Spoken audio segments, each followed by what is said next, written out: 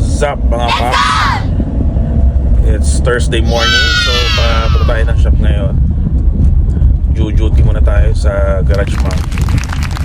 Kaya pala mga paps, October, malapit na matapos yung October natin. So sa mga gusto mag-avail ng dyno tuning natin, avail our promo na before matapos.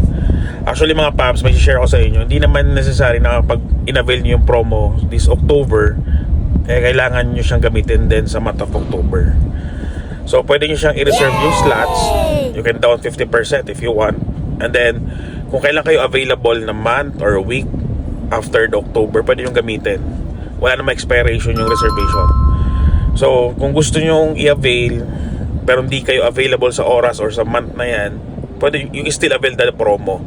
So only need na gawin na dapat yung gawin is reserve lang, and then let's say gamitin December, gamitin yung January or November, wala problema mga paps. So ano pang hinihintay nyo mga paps? I-avail nyo na yung promo ng dyno tuning natin. Sayang kasi pag balik sa regular rate natin, medyo may kamahalan.